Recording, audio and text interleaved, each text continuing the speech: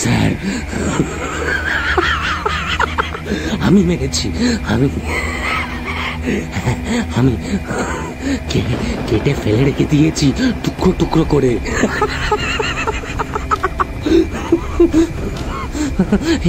এছাড়া তো উপায় ছিল না স্যার।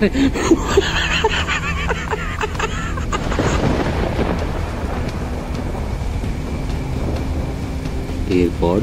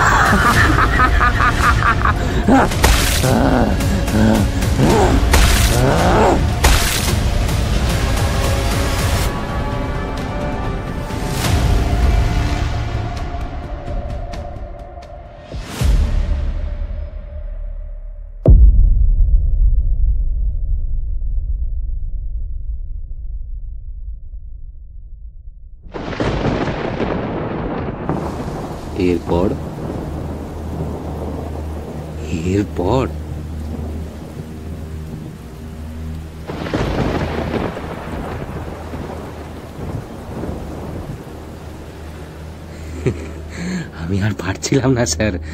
একই ব্যবসায় মন্দা চলছে, অনেক ধার দেনা হয়ে গেছিল। তার উপর বেলা আর মীরাকে মিথ্যে বলে আমি ক্লান্ত হয়ে পড়েছি। ভয় হতো স্যার, জানেন, যে কোনো দিন ধরা পড়ে যাব। মীরা তো সন্দেহ করতে শুরুই করে দিয়েছিল। বেলাও মাঝে মধ্যে জিজ্ঞেস করতো রোজ রাতে কিসের এত কাজ। যখন শুনলাম বেলা আবার মা হতে চলেছে, প্রথমেই মাথায় এলো আবার একগাদা খরচের ধাক্কা। ঠিক করলাম বেলাকে সরিয়ে দেবো। আর কোনো উপায় ছিল না স্যার, বিশ্বাস করুন। বিশ্বাস অবিশ্বাস পরে, জিজ্ঞাসাবাদের গোড়ার কথা খুব বেশি বিরাম দিতে নেই স্বীকারোক্তির সময়। গোয়েন্দারাও থামতে দিলেন না। বীরেন বলে চললেন, আমি এক চোট রাগারাগি করলাম। প্রথমে বললাম, এ সন্তান আমার নয়, হতেই পারে না। আমার রাতে বাইরে থাকার সুযোগ নিয়েছো তুমি। শুনে প্রথমে বেলা কাঁদলো, তারপর ঝগড়াঝুটি হলো খুব।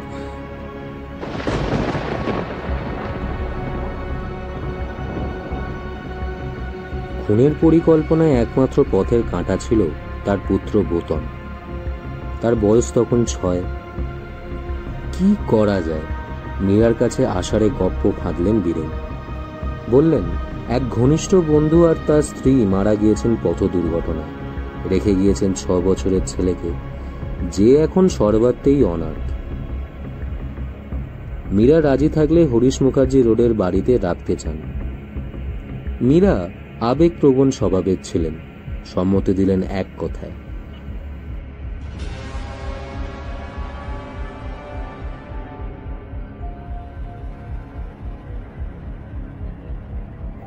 27 জানুয়ারি 1954। বেলা তখন পূর্ণ সন্তান সম্ভবা। ফার্মাসি থেকে বাড়ি ফিরলেন বীরেন। রাত প্রায় 10:30। বোতন ঘুমোচ্ছে অকাতরে। বেলা রুটি আলু ভাজা সাজিয়ে দিলেন থালায়। বীরেন নিঃশব্দে খাওয়া শেষ করলেন এবং করেই গালিগালাজ শুরু করলেন বেলাকে।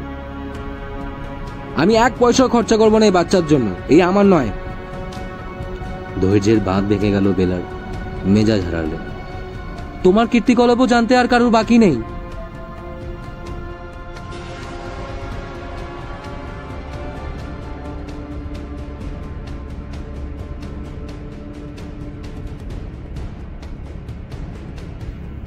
বীরেন সুযোগের অপেক্ষাতেই ছিলেন। বেমক্কা মারধর শুরু করলেন। রান্নাঘরে রাখা দা দিয়ে বেলার ঘাড়ে কোপ বসালেন বেশ কয়েকবার।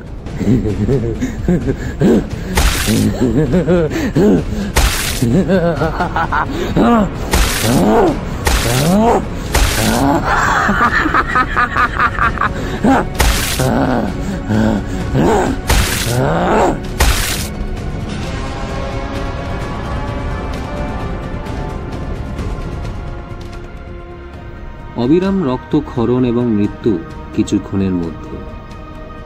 কাঠের আলমারিতে কাপড় চোপড় ছিল, সেসব বার করে আলমারিতেই ঢুকিয়ে দিলেন মৃতদেহ। ধুয়ে মুছে পরিষ্কার করলেন রক্তস্রোত। তার আগে বেলার শরীরে যা গয়নাগাটি ছিল সব খুলে নিলেন। 6 জোড়া সোনার চুড়ি, সোনার আংটি, কানের দুল, সব। এবং এত কিছুর পর ঘুমিয়ে পড়লেন নিশ্চিন্তে।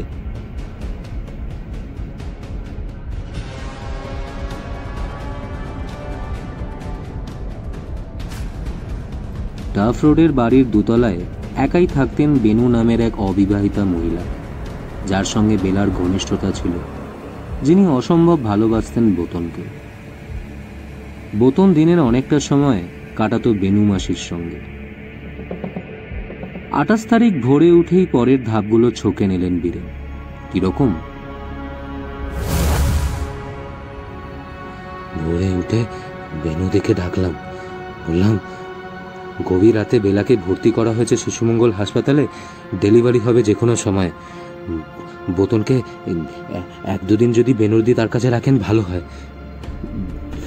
বেনুদিও স্বাচ্ছন্দ্যে রাজি হলেন। বোতন সকালে উঠে জানতে চাইল মা কোথায়। বললাম, মা হাসপাতালে গিয়েছে, তোমার একটা ভাই বা বোন হবে, তাই নিয়ে কিছুদিনের মধ্যেই ফিরে আসবে।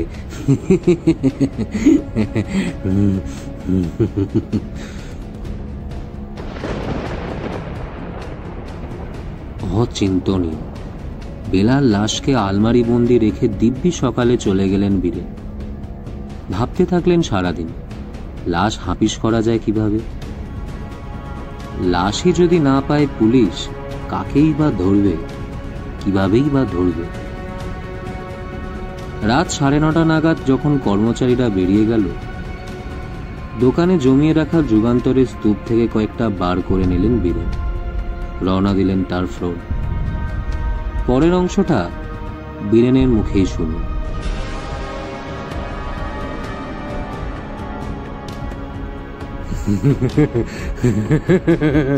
বেলার বডিটা বার করলাম আলমারি থেকে। প্রথমে দা দিয়ে কাটলাম মাথাটা, তারপর এক এক করে কান, নাক, চুল, তারপর হাত, বুক, পেট সব কাটলাম, সব কাটলাম। মুখের চামড়াটা ছেঁচে দিলাম, মুখের চামড়াটা ছেঁচে দিলাম। যুগান্তরের পাতাগুলো নিয়ে এসেছিলাম, মুড়ে ফেললাম নারকেল তরি দিয়ে, সব বেঁধে রেখে দিলাম আলমারিতে। তালাও লাগিয়ে দিলাম স্যার। পুরো ঘরটা 2-3 বার ধুলাম ফিনাইল দিয়ে। রক্তে থই করছিল তো, গন্ধ বেরাচ্ছিল খুব।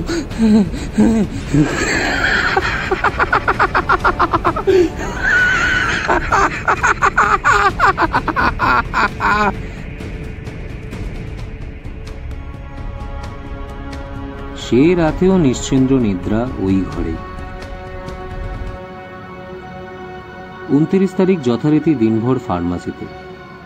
রাত্রে ফিরে বীরেন আলমারি খুলে বার করলেন নারকেল দড়ি দিয়ে বাঁধা ওই মোড়কগুলো।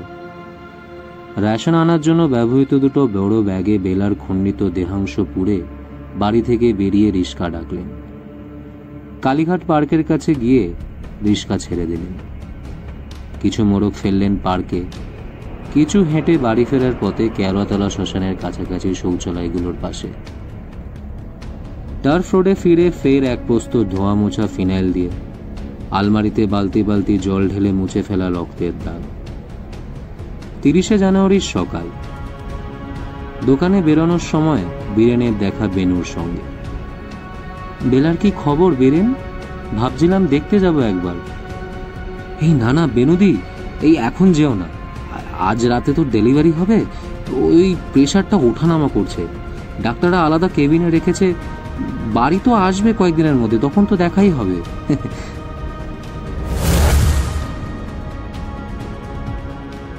উৎসুক প্রতিবেশীদেরও ঠিক একই কথা বললেন এবং পরের কয়েকদিন বেলার সমস্ত গয়নাগাটি সরিয়ে ফেললেন হরিশ মুখার্জি রোডে। মীরা জানতে যাওয়ায় বললেন এক বন্ধু নাকি গয়না বন্ধক রেখেছেন। বেলার ব্যবহৃত সমস্ত কাপড় চোপড় প্রসাধনী ফেলে দিলেন টালি নালায়। বোতনকে দিন দুয়েক পরে নিয়ে গেলেন হরিশ মুখার্জি রোডের বাড়িতে। অনাথ বন্ধুপুত্রের গল্প তো মীরাকে বলাই ছিল আগে। মীরা অনুমান করা যায় নির্ঘাত সন্দেহই করেছিলেন কিছু। বোতন নিশ্চয়ই মীরার সামনে বাবা বলেই ডাকত বীরেনকে। 6 বছরের অনাথ হওয়া বালক চট করে তো আর অন্য কাউকে বাবা বলে ডাকবে না।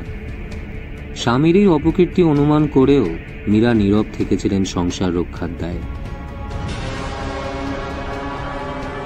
সাক্ষ্য প্রমাণ সঙ্গত হল নিবিড় যত্নে।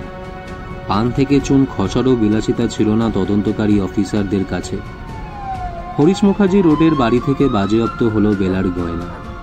ডাফ রোডের বাড়ির আলমারি থেকে উদ্ধার হলো দা, যাতে লেগেছিল চুল।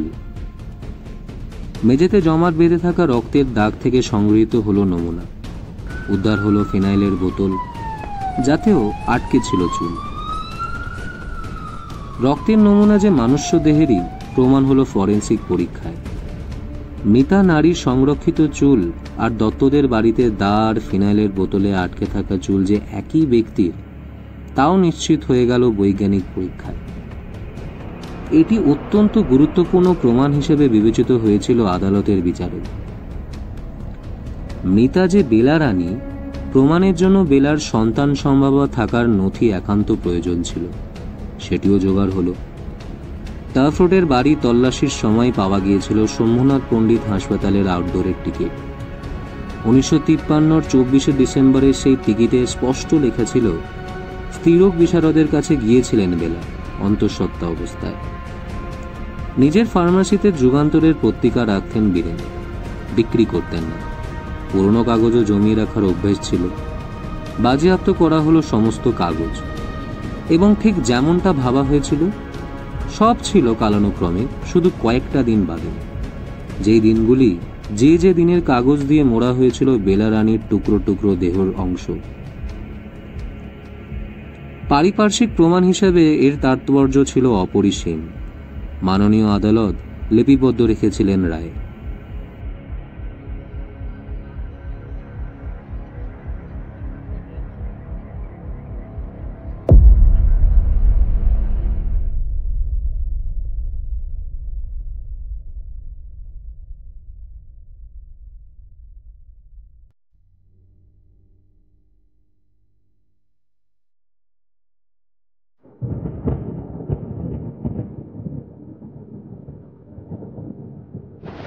ময়নাতদন্তের সময় আবিষ্কৃত মিতার পায়ের পাতার অস্বাভাবিক দৈর্ঘ্যের কথা উল্লেখ করেছি আগেই।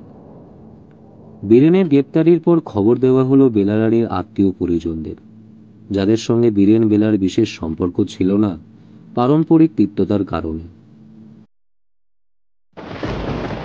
মৃত্যুর খবরে ছুটে এলেন স্বজনরা এবং দেখা গেল বেলার বাবা, কাকা, ভাই, বোনের পায়ের পাতাও মৃতার মতোই একটু বড়।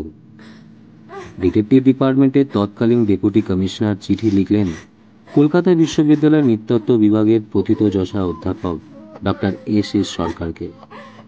মৃতার পায়ের পাতার ছবি এবং বাবা কাকাদের পায়ের পাতার ছবি ট্রেসিং করে পাঠালেন। জানতে চাওয়া হলো অ্যানথ্রোপোলজির তত্ত্ববিচারে কি বলা সম্ভব এরা একই বংশভূত কিনা। গভীর পর্যবেক্ষণের পর ডক্টর সরকার লিখিত মতামত পাঠালেন ইতিবাচক। হ্যাঁ, এরা একই বংশের। প্রমাণের বুনিয়াদ আরো দৃঢ়তর হল। এত কাঠখড় পোড়ানোর প্রয়োজনই হতো না আজকের দিনে ডিএনএ পরীক্ষার সুবিধা থাকলে। কিন্তু তখনকার দিনে আর সেই সুবিধা কোথায়? অপরাধ তদন্তে ডিএনএ পরীক্ষার ব্যবহার তো শুরুই হয়েছে মাত্র কয়েক দশক আগে, 1986 সালের ইংল্যান্ডের লেসিস্টারে 2টি খুন আর ধর্ষণ মামলায়। বীরেনের কুকর্মের কফিনের শেষ পেরেকটি পোতা হল কমলা ওরফে বেলা রানীর মায়ের সাক্ষ্যে। মনে করুন, সংরক্ষিত ছিল মৃতার উরুর অংশবিশেষ। বাঁ উরুতে ছিল কাটা দাগ, যা এক ঝলক দেখেই আকুল কান্নায় ভাসলেন কমলা ওরফে বেলার গর্ভধারিণী। বললেন 8 বছর বয়সে নাকি পড়ে গিয়ে উরুতে এরকম গুরুতর চোট পেয়েছিলেন তার মেয়ে। এই দাগ সেই দাগ। মা তো সন্তানকে কে আর তার চেয়ে বেশি চিনবেন।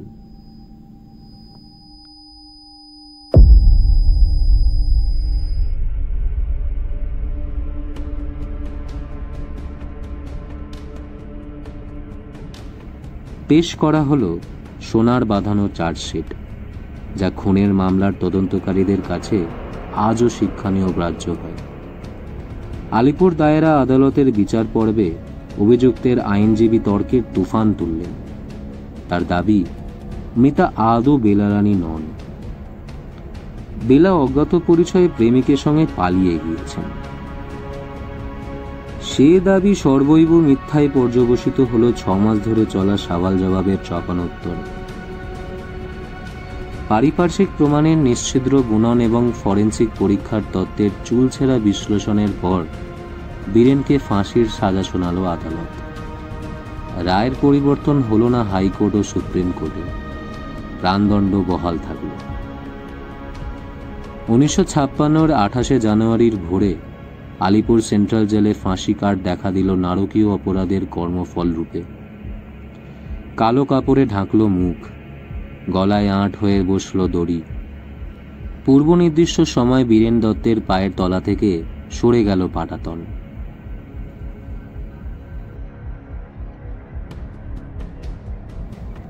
বেলারানী হত্যার মামলার তথ্য তালাশে কেস ডায়েরির হলুদ হয়ে আসা পাতাগুলো উল্টাতে বসে তবু মনে হয় কিছু ঘটনা থাকেই যা গবেষণালব্ধ তত্ত্বের আজ্ঞাবহ নয়, যা জ্ঞানগর্ভ ব্যাখ্যার অতীত। শুনলেন তো? ভাবুন তো একবার, কোন তথ্যের ব্যাখ্যায় ধরা যায় যে বীরেন দত্ত রচিত এই নিধন নাট্য সে যুগে যা পাশবিকতায় কল্পনাতীত এবং নৃশংসতায় নজিরবিহীন। ত্রিনিদাদের মিশ্রবন্দিত ইতিহাসবিদ C.L.R. জেমস তার বহুপঠিত বই বিয়ন্ড এ বাউন্ডারিতে লিখেছেন, what do they know of cricket who only cricket know. যারা শুধু ক্রিকেটই জানেন তারা আর কতটুকুই বা ক্রিকেট জানেন। অপরাধীদের মনের অন্দরমহলও ঠিক তাই, যতটুকু দেখা যায় জানা যায়, অদেখা অজানা থেকে যায় তার চেয়ে ঢের বেশি। এ এক অন্য পৃথিবী, অন্য ছায়াপথ, যেখানে মনোজগতের এই আলো আধারী ধোঁয়াশা কুয়াশা একই বিছানায় শুয়ে থাকে পাশাপাশি। যেভাবে রচিত হয়েছিল এই চিন্তাতীত হত্যা লীলা, মনে পড়ে যায় কবি শক্তি চট্টোপাধ্যায় সেই অমর দুটি লাইন, ব্যঞ্জনা বিস্তৃত বহুদূর, তা ছুতে যাওয়ার ধৃষ্টতা নেই। তবু এই মামলার দলিল দাস্তাবেজ নাড়াচড়া করার সময় কি অমোঘ মনে হয় কবির এই উচ্চারণ।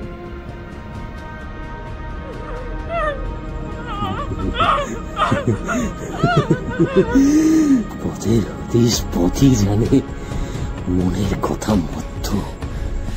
মানুষ বড় সস্তা, কেটে ছড়িয়ে দিলে পারত।